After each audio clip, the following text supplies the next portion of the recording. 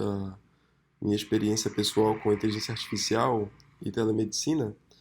Essa é a empresa que eu tenho há mais de um ano aí no mercado já, a RedCheck. Hoje a gente começou atuando só com exames de imagem oftalmológicos. Hoje a gente está começando a migrar para todos os exames de imagem da medicina. Isso aqui é a homepage, explicando como é que funciona a empresa e tudo mais. Basicamente hoje a gente tem um serviço que é gratuito para quem quiser utilizar ela como plataforma de laudo, né? Para gerenciar seus exames ou para enviar exames para os pacientes. Esses exames são enviados por mensagem de texto, por e-mail também. Existem ferramentas de inteligência artificial embarcadas que eu vou demonstrar. E a gente está aí atuando. Hoje a gente tem clientes em 5 estados. Nosso volume caiu bastante durante a pandemia, mas a gente espera recuperar o crescimento após o período pandêmico, né? Então eu vou entrar aqui, já deixei aberto para ganhar tempo. Essa é a página de login. É, Aqui a pessoa vai colocar o e-mail e a senha, basicamente, ou ela pode fazer um cadastro.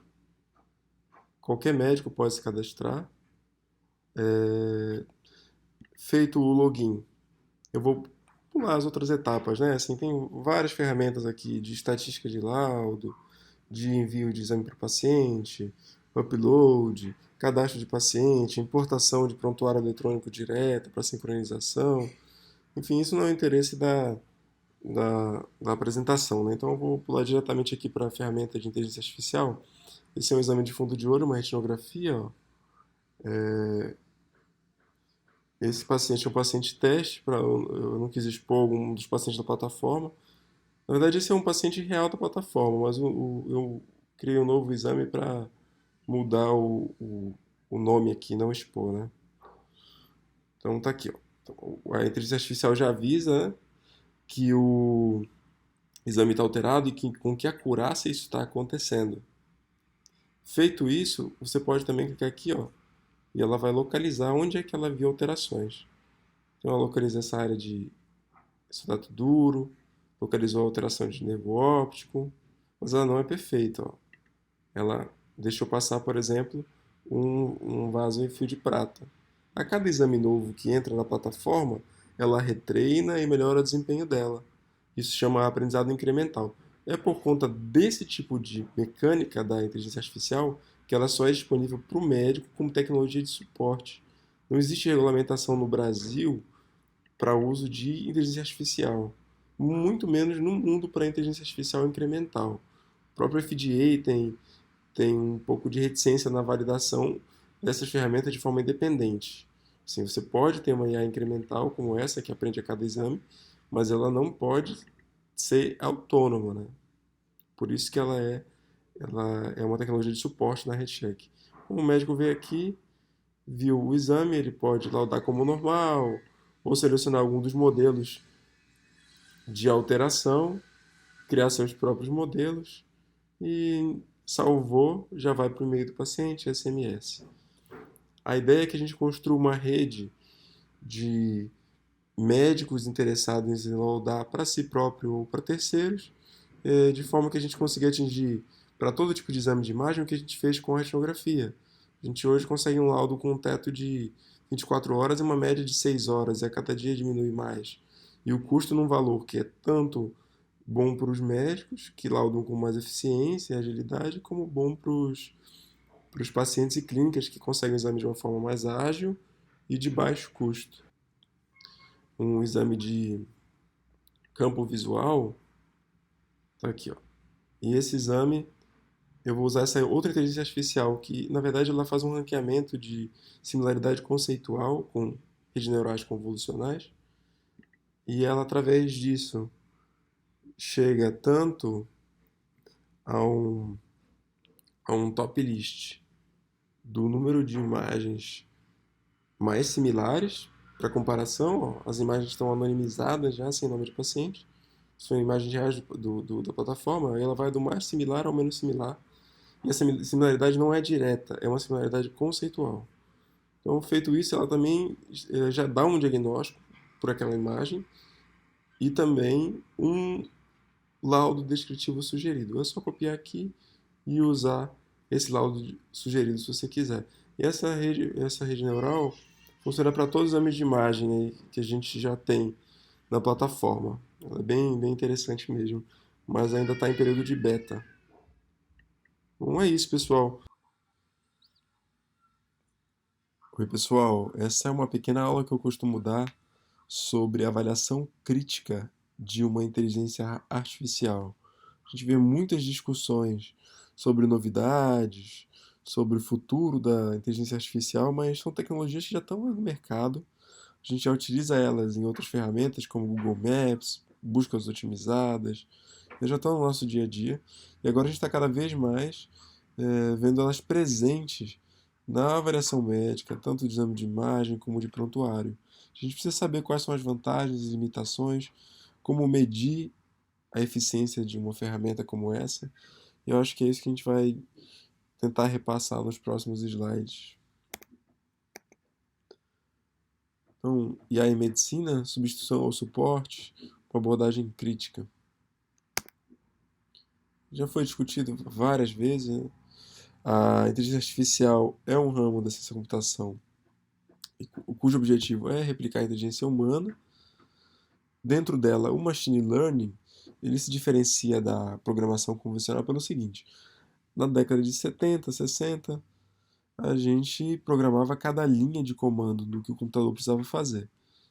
Se você tinha um carro e queria que ele chegasse na sua casa, você teria que programar para ele virar à direita, depois de 30 metros virar à esquerda, depois de 20 metros virar à direita. E assim cada etapa e cada exceção tinha que ser gerenciada. Hoje, com o machine learning, você só tem que dizer para o computador, ó, eu quero que você chegue na minha casa. Descubra uma forma de fazer isso. E assim o computador programa a si próprio, cria soluções, e essas soluções vão melhorando com o passar do tempo. Isso é o aprendizado de máquina, através do machine learning. O interesse na área tem crescido muito, assim, essa é uma estatística desde 1995 até a atualidade, e a gente está falando aí só de artigos em oftalmologia relacionados à inteligência artificial. Imagina na área médica em geral, né? Hoje, o FDA já autorizou o uso de 39 inteligências artificiais na área de saúde, grande parte em radiologia e cardiologia, mas existem soluções em oncologia, patologia, oftalmologia, emergências médicas, e isso só vai aumentar exponencialmente. Essas são as soluções comerciais hoje autorizadas pela FDA com inteligência artificial. Sobre as tecnologias que elas utilizam, a maior parte delas utilizam as redes neurais convolucionais para imagens médicas em geral e as máquinas de vetor em suporte. Existem diversas aplicações, soluções de problemas, mineração de dados em prontuários médicos, estabelecimento de fluxograma de atendimento, reconhecimento de padrões e imagens, automação de diagnósticos. Mas o que a gente mais vê hoje, em termos de imagem, que é a minha expertise, são os binary tasks, que são classificações entre normal alterado, com ou sem determinado diagnóstico, com base na variação de uma imagem ou de uma série de dados de prontuário, enfim. Feito isso, e sabendo que vocês já verificaram na prática como é que é a implementação de uma tecnologia dessa no mercado, observando a plataforma da RedCheck, então quais são os nossos objetivos? Compreender o que é o conceito de uma inteligência artificial, a gente já fez isso. A gente vai entender agora as variedades delas, analisar qual a aplicabilidade clínica de uma determinada IA e identificar as limitações dessas ferramentas. Esse é o mapa conceitual.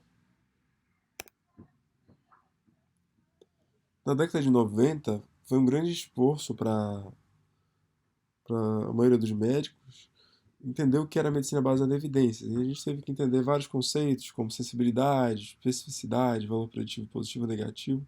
Alguns a gente tenta entender até hoje. E é necessário que você tanto compreenda esses conceitos, como aprenda novos e novas métricas para entender artigos de inteligência artificial e muito mais, para você conseguir utilizar essas ferramentas de uma forma tranquila. O maior problema dessas ferramentas hoje é o chamado locked box, no caso do Deep Learning. O aprendizado de máquina, como foi autorizado pela FDA lá atrás, que eu mostrei aquelas 39 tecnologias, foi autorizado de uma forma meio limitada. Eles autorizaram o uso de forma que a rede não fosse retreinada.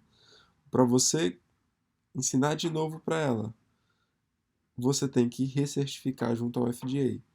Então é basicamente como pegar um avião e fazer com que ele ande pela cidade sem decolar. Você tem uma ferramenta de muito poder, cuja maior vantagem é justamente aprender a cada novo exame que entra, e você não autoriza isso por medo da instabilidade dos resultados. Hoje você pega 100 mil imagens, treina uma rede neural artificial nos Estados Unidos, lança ela no mercado, e se você tiver mais 50 mil imagens, você tem que fazer uma recertificação. Quando o ideal seria que a cada imagem que entra, a rede aprende naturalmente e você tem um melhor desempenho. Pela falta de ferramentas para autorizar isso, para regulamentar isso, a FDA não liberou esse tipo de rede ainda de forma autônoma. Eu falei dos tipos mais usados de inteligência artificial lá atrás. Aqui estão eles em detalhes. Nós temos a mais simples, que é a análise discriminante linear. Você pega os dados e você pede para a máquina estabelecer uma linha de corte que divida os grupos que você encontrou de uma forma linear até que ela encontre o ponto ótimo de posicionamento dessa linha. Feito isso, ela faz a classificação. Essa é a forma mais grosseira de aprender isso. Nas máquinas de vetor de suporte, eles analisam ponto a ponto a melhor, o melhor corte de divisão também entre as variáveis, através de uma análise vetorial. É uma forma mais complexa de fazer o que aquela primeira técnica fazia. Os modelos bayesianos já trabalham não com uma análise cartesiana, né?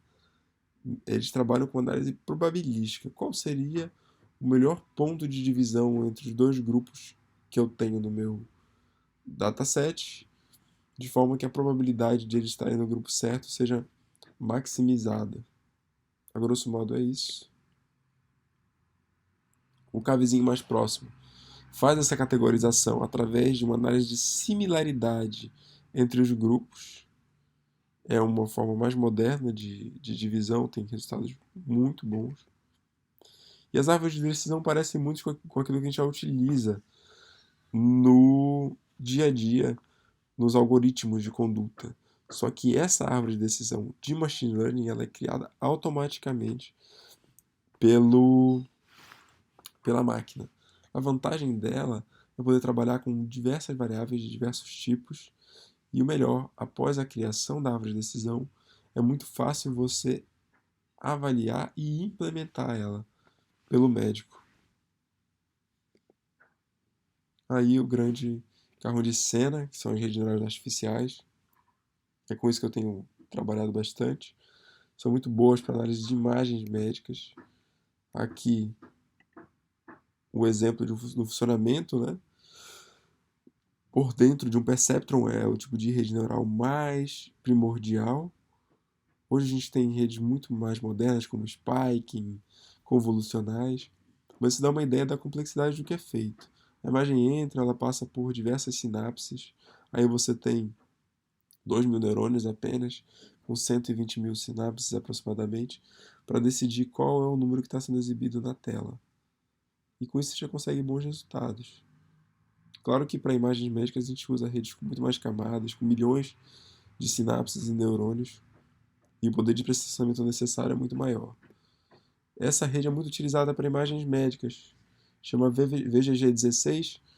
É uma rede convolucional com dezenas de camadas ocultas. Aí ele está mostrando como é que é percebida a imagem por cada uma das camadas. Isso é uma cebola. E essa é a visão de como é percebida a imagem em cada camada. São dezenas de camadas.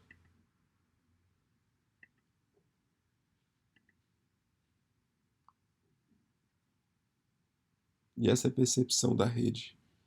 A partir disso, ela tira uma conclusão sobre qual a classificação daquela imagem em milhares de grupos pelos quais ela foi treinada. Então, numa análise retrospectiva, onde foram avaliados pelo menos 27 mil artigos de IA em saúde entre 1977 e 2018, você verificou que assim, 85% desses artigos foram feitos nos últimos 10 anos. É um tema muito atual. E só 1% desses artigos teve métodos transparentes. Isso é um problema, porque o que acontece? Tem muita gente publicando nessa área que não é da área de saúde, são pessoas da área de computação, que não têm noção de medicina baseada em evidências, de relevância clínica. Então você tem muita coisa que gera confusão, excessivamente otimista, e é por isso que a gente tem que estar muito atento à leitura desses artigos. São pessoas que não são da área de saúde publicando, ou pessoas que são da área de saúde, mas não têm entendimento profundo do que são essas ferramentas. Então vamos a um passo a passo de como avaliar tanto um artigo como uma ferramenta disponível em consultório com inteligência artificial. Primeira coisa é, você teve uma publicação sobre aquele método, o estudo teve métodos pré-definidos. Isso é importante porque você consegue minerar o que você quer, você consegue espremer uma inteligência artificial até ela produzir os resultados que você quiser. Se você não definiu antes da pesquisa, antes da aplicação da ferramenta o que você queria, isso gera um viés muito grande, porque você pode ter análise de subgrupos e naquele subgrupo ser relevante quando o objetivo final da ferramenta não foi atingido. A publicação de estudos negativos também é essencial. Uma ferramenta que não tem estudos negativos publicados, estudos mostrando maus resultados, é excessivamente otimista e você não sabe suas limitações. Isso gera um viés chamado viés otimista. Além disso, a publicação ou a ferramenta não tem que se ater só ao diagnóstico ou ao seu resultado imediato, mas se ela teve impacto no desfecho final daquele diagnóstico, do resultado final em termos de qualidade de vida ou sobre a vida do paciente.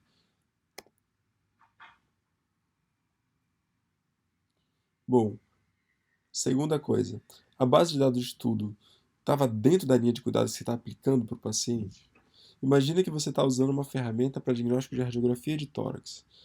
Se aquela ferramenta foi desenhada com base em uma base de dados voltada para screening, uma base de dados feita e construída com screening de pacientes, e você está aplicando ela no momento em um hospital terciário, bom, naquela base de dados não tem nada a ver com a tua demanda. Então, com certeza, o desempenho que você vai encontrar ali, naquele momento do consultório, não é o mesmo que foi medido durante a criação do processo de criação da ferramenta. A segunda coisa importante, que é muito específica das inteligências artificiais, é como é que os dados foram divididos para a criação dela. Digamos que, geralmente a gente faz o seguinte, a gente tem um grupo de treino que corresponde a 60% das imagens ou dos dados, um grupo de teste, que a gente usa para afinar, sintonizar a rede, e um grupo de validação, que geralmente também são 20% das imagens. Esse grupo, a inteligência artificial nunca tem contato até o momento de validação dela. Então, é um grupo cego, é o vamos ver, né? Então, essa divisão geralmente é feita evitando que fotos ou dados do mesmo paciente estejam em grupos diferentes, ou seja, se o paciente João está no grupo de treino, uma imagem de um mês depois do João não pode estar no grupo de validação. Senão você vai ter um grande viés de utilização. Porque, na verdade, a rede vai estar sendo induzida a decorar as imagens e não abstrair padrões generalizáveis. Isso é importantíssimo e tem que estar bem descrito no processo de criação ou no artigo de publicação daquela ferramenta. O ideal mesmo é que o grupo de validação nem seja uma amostra do database em geral, ele seja um grupo de validação externa. Por exemplo, se a rede foi criada com dados da China, pega dados da Inglaterra e vê se ela generalizou bem e avalia os resultados dela nesse grupo com validação externa. Seria o cenário ideal. Essas imagens todas que eu estou mostrando no slide são da própria RedCheck. Outro ponto. Os dados foram divididos conforme o estado real da doença. Por exemplo, em geral, o, o padrão ouro do diagnóstico muitas vezes é o próprio diagnóstico médico e não um outro exame melhor. Quando esse exame melhor existe, perfeito, não tem muita dúvida. Mas quando o padrão ouro é o diagnóstico do médico, o ideal é que você tenha mais de um médico avaliando aquela rede na publicação que foi criada sobre ela, para saber a taxa de concordância entre os avaliadores e ter uma ideia de se aquilo é reprodutível. O ideal é que o estudo tenha sido feito pelo médico que fez o diagnóstico padrão ouro, através de outros dados que não só aquele utilizado pela rede, por exemplo. Se essa imagem embaixo foi classificada como normal alterada por uma rede neural artificial, só com base nas fotos, o médico que fez a classificação para treinamento das imagens, ele pode, não só como pode, mas ele deve também ter utilizado, além da fotografia, outras ferramentas como outros exames subsidiários, dados clínicos do paciente e terapêuticos. Quando você faz isso, você consegue otimizar o funcionamento da tecnologia. Eu vou dar um exemplo. Essa retinografia, que é um exame do fundo do olho, é um exame que, assim, não tem como um médico especialista em oftalmologia ou um retinólogo saber o sexo de um paciente olhando essa foto. Impossível, não existe padrão para isso. Saber se um homem ou uma mulher que tem essa foto de fundo de olho. No entanto, quando você vai dividir as imagens para treinamento de uma rede neural artificial, você sabe o sexo do paciente dono daquela imagem, pelos dados do prontuário. Então, se você começa a dividir milhares de imagens de homens, milhares de imagens de mulheres, você pode treinar uma rede neural que consegue, através de padrões complexos, abstrair qual o sexo do paciente com base na imagem que foi mostrada. Embora um médico normal não consiga fazer isso. Ou seja, a rede teve um desempenho superior ao de um médico especialista, porque ela teve acesso, durante o treinamento, a dados de exames suplementares. Dados suplementares. É importante reconhecer durante o treino daquela ferramenta que você está usando no consultório, se foram utilizados protocolos que são regionais para classificação ou são protocolos universais para diagnóstico e classificação daquela doença em questão. Isso também é importantíssimo.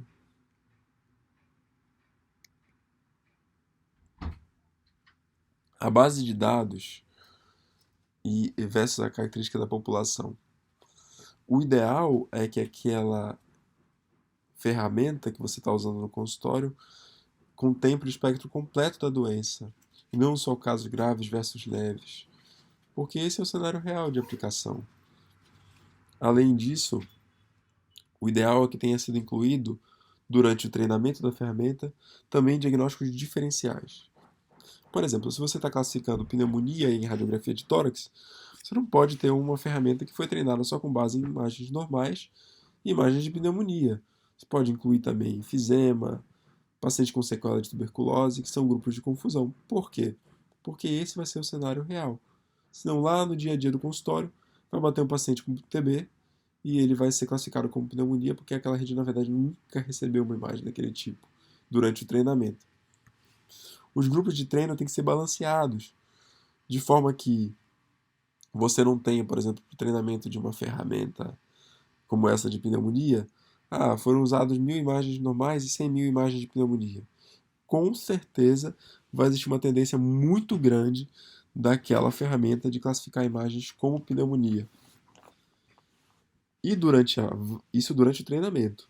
Durante a validação da rede, naquele grupo de validação ao final, você, na verdade, tem que ter, o ideal seria que você tivesse proporções reais entre os grupos. Digamos que numa prática de consultório, você tenha 90% de radiografia de tórax normal e 10% com pneumonia. Nesse caso, se eu usar uma proporção diferente na validação do meu estudo, eu vou estar criando um cenário surreal.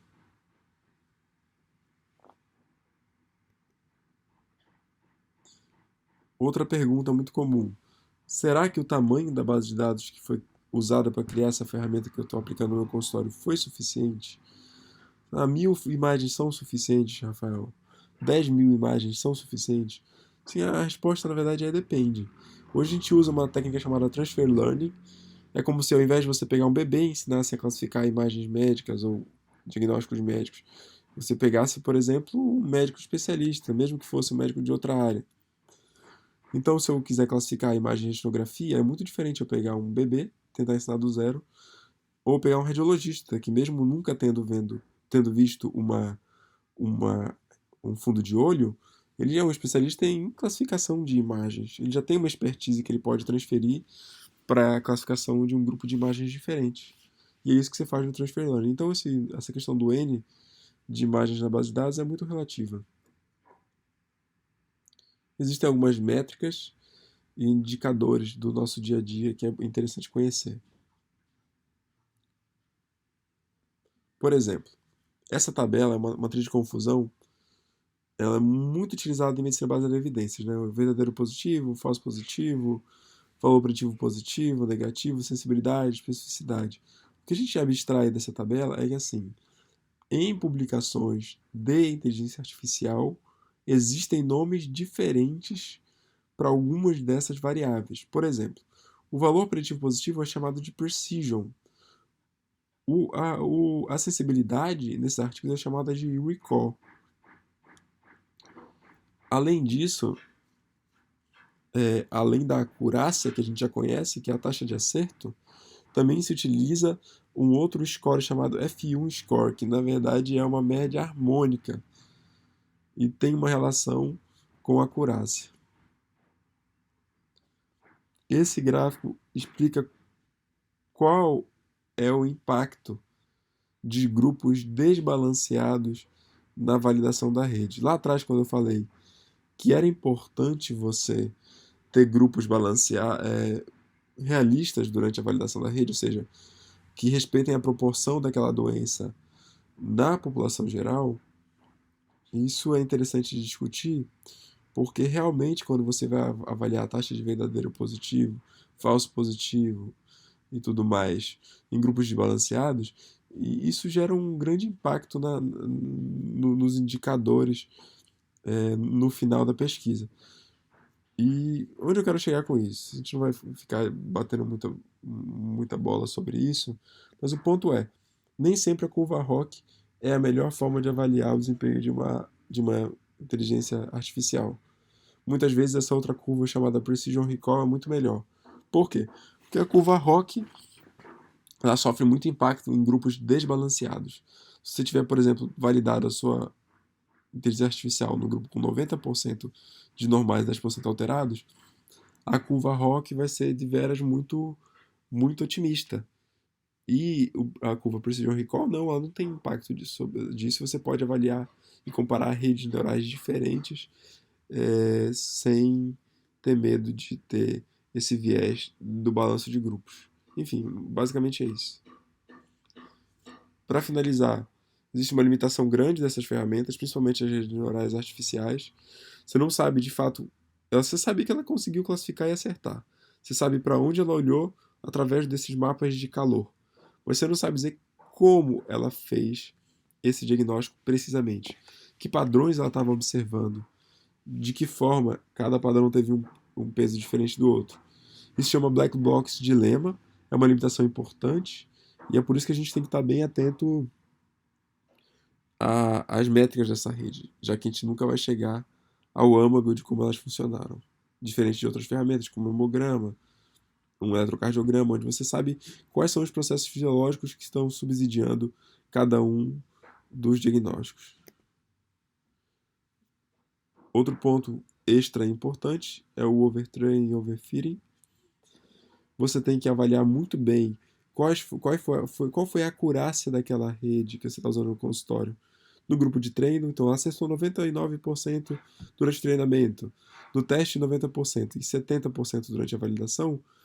Provavelmente aquela rede é uma rede que foi treinada em excesso, ou seja, ela decorou os parâmetros do grupo de treino e ela não conseguiu generalizar de forma que durante a validação o desempenho foi muito mais baixo. Então, avaliar essas métricas em cada grupo é essencial para reconhecer redes que realmente têm um bom desempenho na prática médica. Avaliar no grupo de treino, teste e validação. Aqui são algumas imagens da versão mobile da RedCheck, mostrando a aplicação dela, no diagnóstico, descrição. Esse aqui é a minha tese de doutorado, é um dispositivo que eu pedi patente. Na verdade, ele é focado em diagnóstico de catarata, bem simples. Eu acabei aprendendo a programar e a prototipar, utilizando ele como base. Esses aqui são os resultados dele na classificação de cataratas. Ele faz a marcação automática da pupila, faz as métricas com visão computacional. Hoje ele já usa também redes neurais artificiais. Ele foi um grande laboratório para mim e foi assim que eu consegui aprender mais sobre o tema, errando, né, até hoje. E a ideia justamente da tese é levar isso gratuitamente para regiões remotas. Então é isso, pessoal. Qualquer coisa eu estou no e-mail.